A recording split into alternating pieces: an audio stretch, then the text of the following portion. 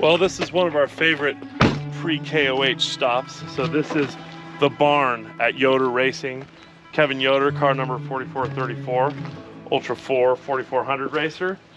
He's a good friend of ours. I've co-driven with Kevin, and the barn is where it all happens. So come on in.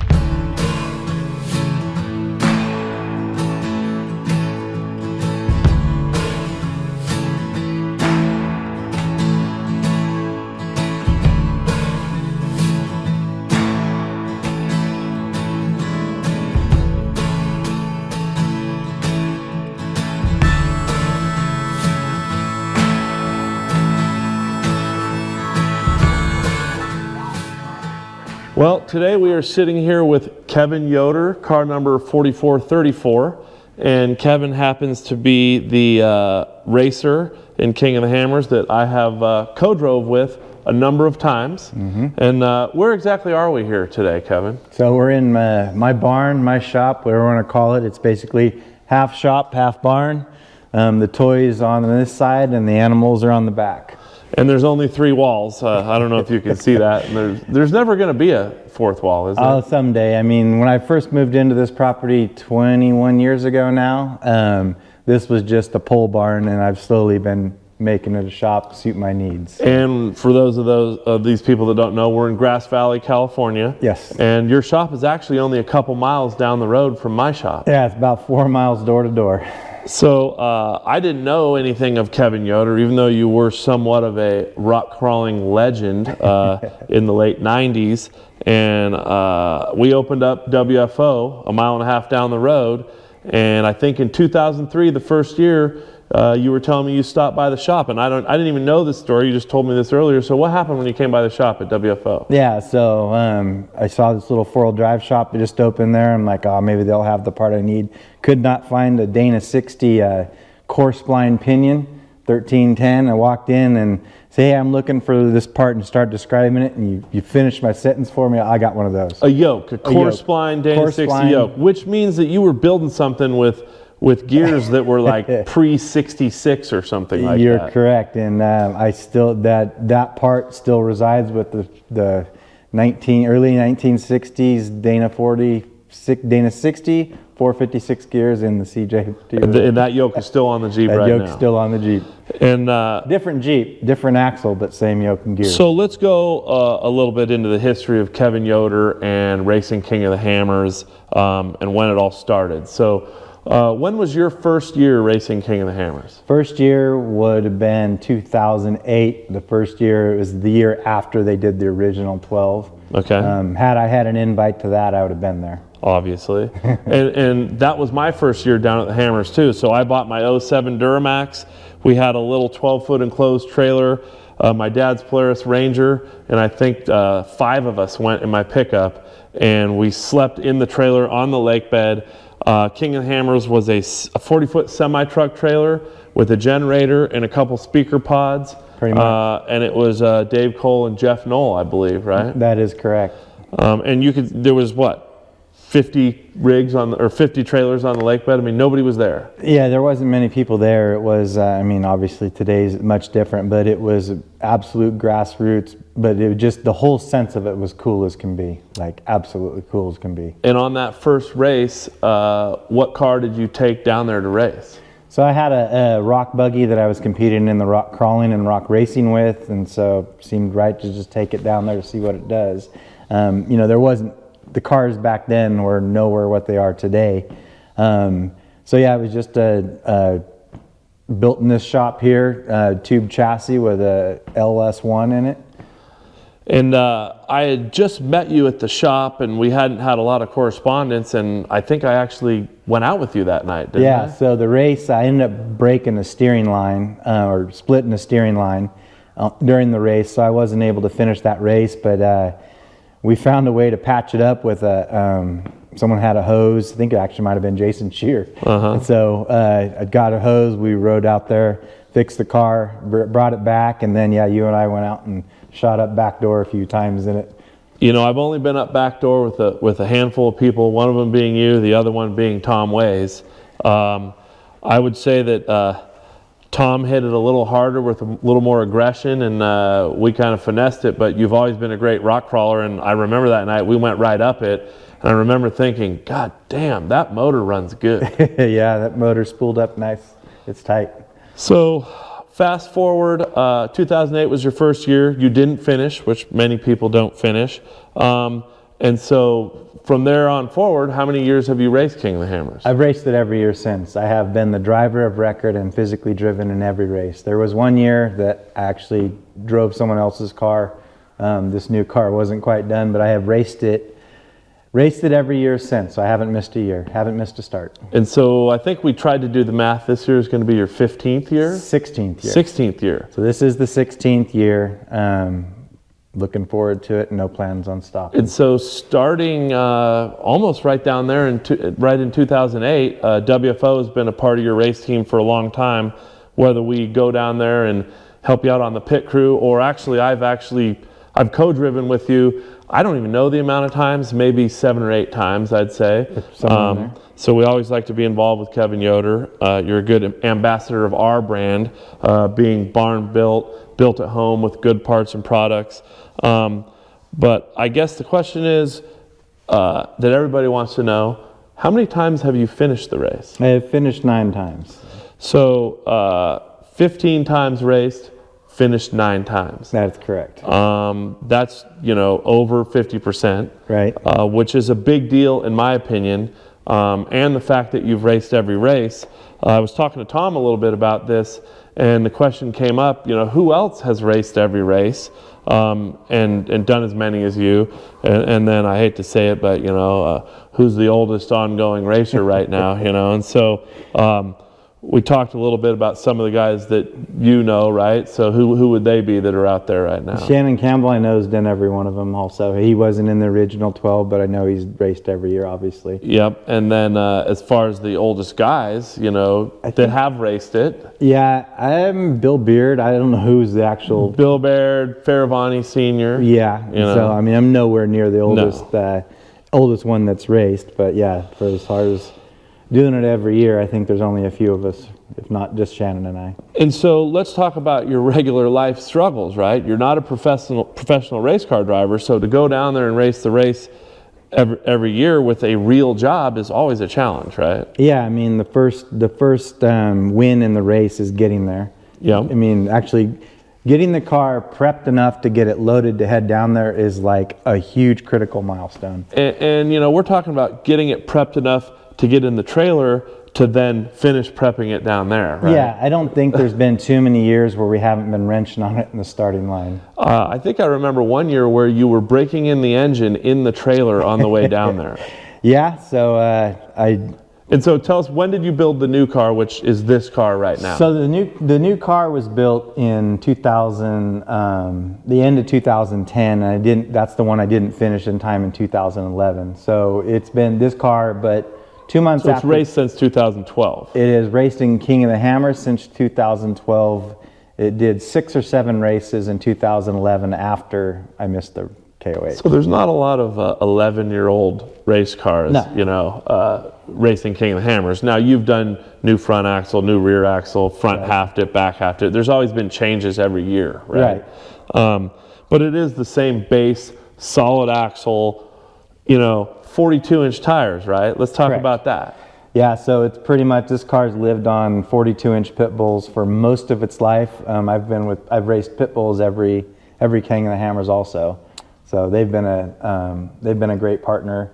And I'll tell you what, as the co-driver, to have tires that last, like the pit bulls, I don't want to toot their horn, but the 42s definitely hurt us in certain things, like going through the whoops and going through the desert. But on the rock trails, I can't even. We haven't changed more than 5 tires the whole time I've co-drive. No, there's been probably 3-4 races at least that I haven't gotten a flat. Yeah, and right now the tires are on the back of the car. What's the story with those? So these tires, the actual tires that are on the back of this car have not been off the car since before the 21 KOH.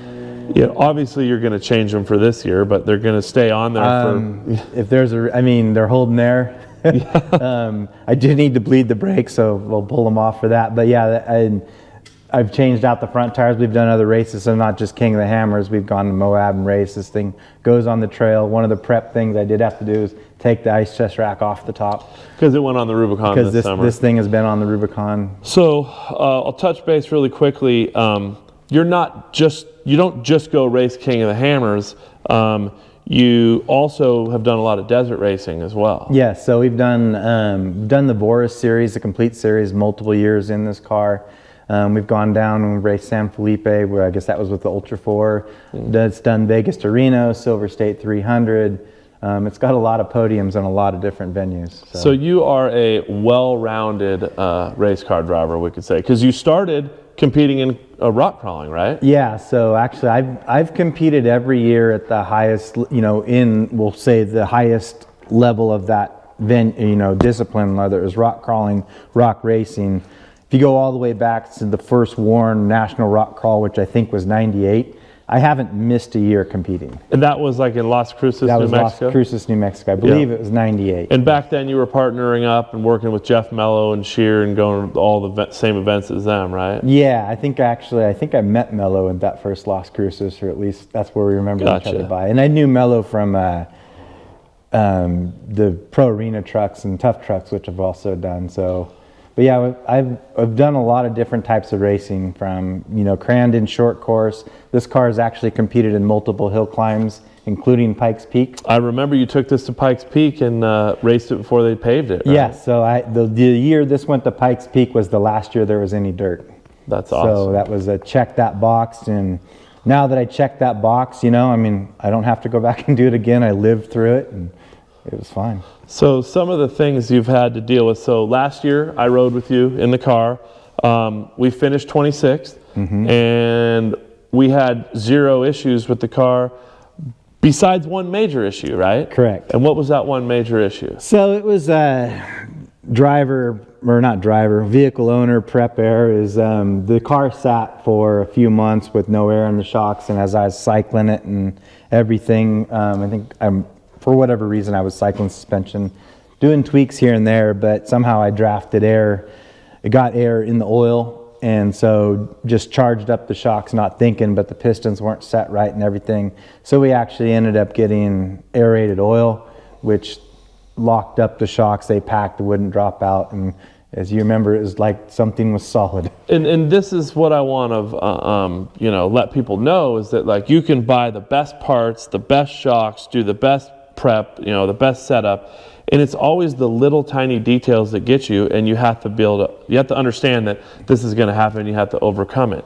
And something as simple as when you're building your suspension, cycling the shocks and not realizing they were sucking some air in, that can really get you. And when we were in that race, we had the motor, we had, we knew where we were going, good tires, and we were ready to get after it. And we started hitting those whoops at 40, 50 miles an hour, and it literally felt like we were on leaf springs with Rancho 9000 shocks. Yes. And that was because the aerated oil, and it basically packed the shock. So what does packing mean? It means the shocks are compressing and not releasing out. So somehow it was vacuum locking or something, but especially the front shocks were just packed solid right and around all the way down. So we were I remember it, we were basically down on the bumps. We were down on the bumps on flat ground. And we came into the pit in a panic, and Shear had already been through, and so we basically went right to his pit crew guys and said, "Are the shocks even on there? Can you look at the shocks?" And they said, "They're not hot, and they're on there, and there's nothing leaking."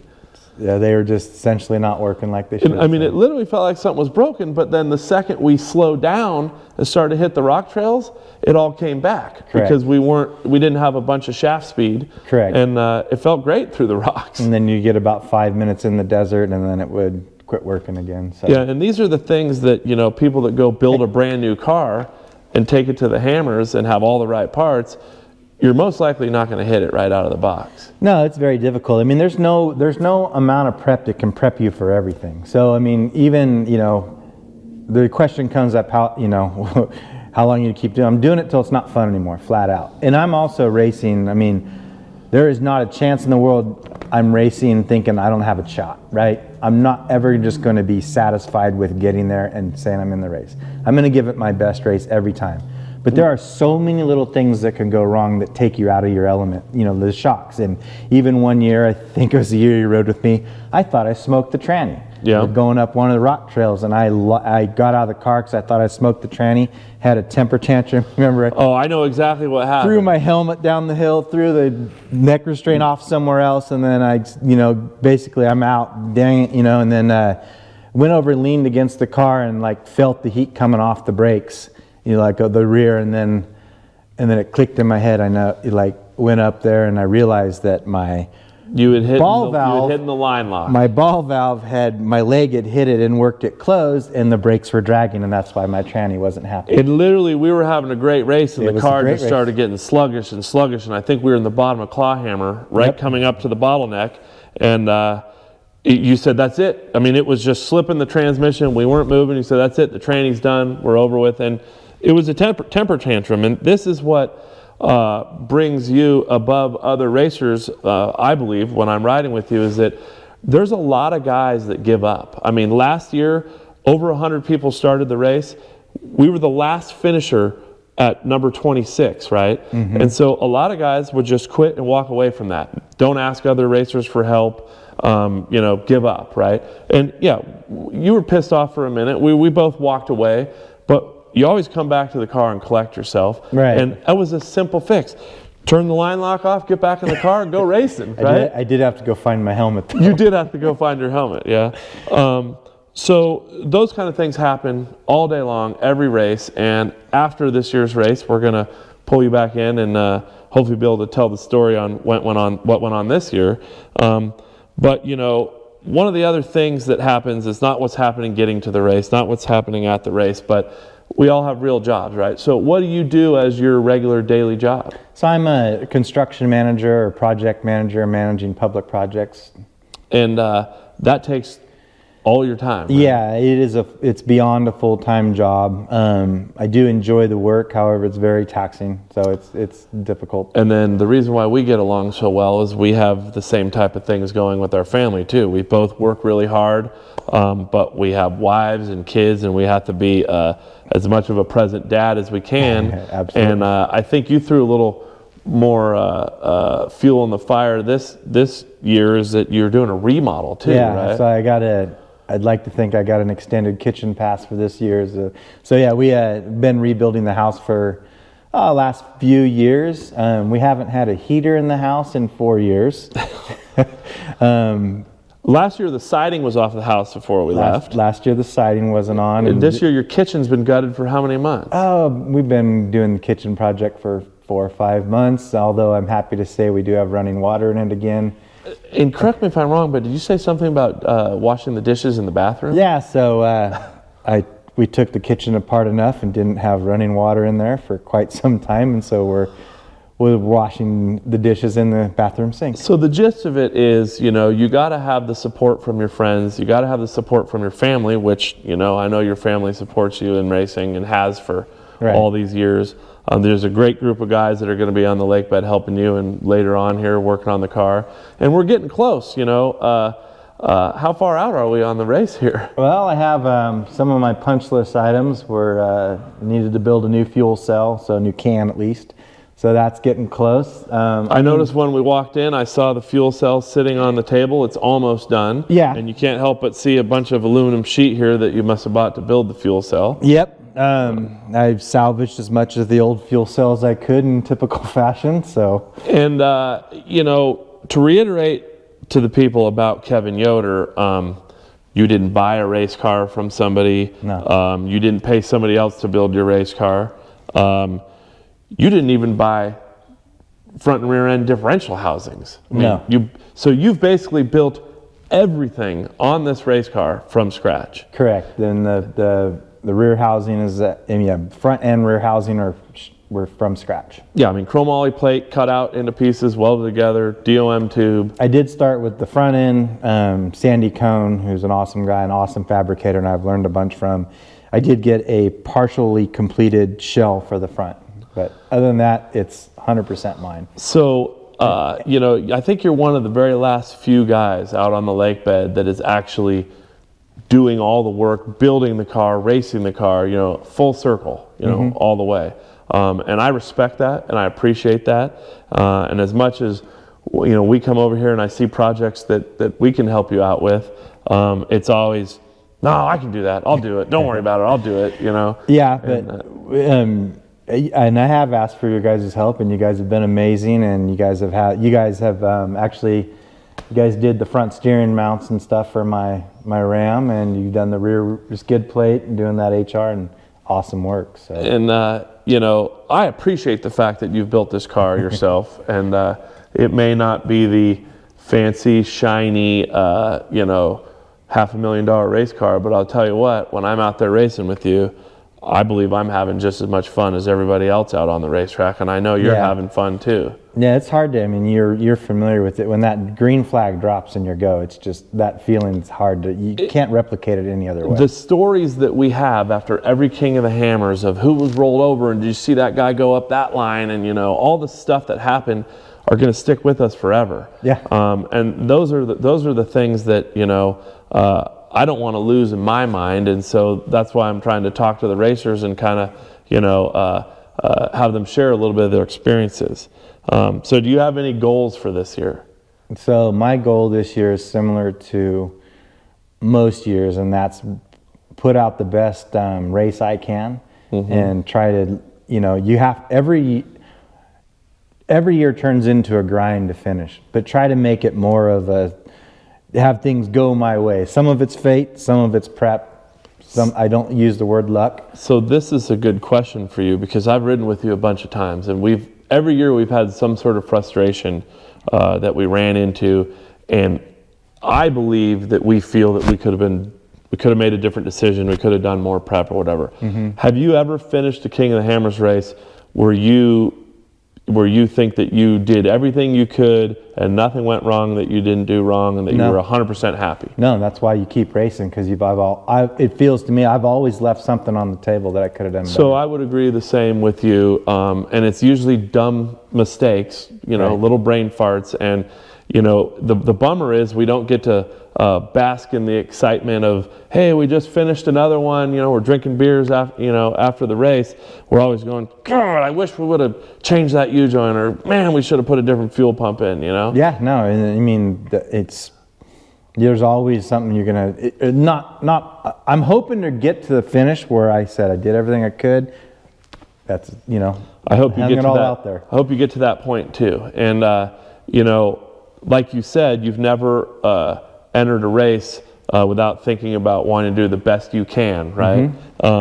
And we've kind of got to the point where there's a lot of money, a lot of sponsors, a lot of people involved, and you're basically bringing a BB gun to a semi-automatic gun show, right, or a fully automatic gun show. Correct. So now it's about basically getting that goal of doing the best you can and knowing you did the best you can. No, I know I can get top 10. I don't know what the question gets asked, well, what's going to be a successful race? It's putting together the best effort I can with no issues. I believe that. And I believe if there's no issues, all those races we've been in and placed, 13, 15, 20, you and I both know that if we would have overcome a few small things, you'd be 10 more people up there on the list. I don't want to I'm not going to take away from the fact that finishing, I'm not calling it a win, but is a substantial feat, I think, for the KOH. Well, part of me talking with all these guys, I believe it is a win to finish. I've been on the podium in a lot of different disciplines in life, and I have not felt that at KOH. And whether it's a podium finish or a top 10 or a top 20 where I just killed it, and you had that feeling that you're just, when you're in the groove, that's what you race for, is to feel in that groove that's just, you're untouchable and you're getting your chills and you're going.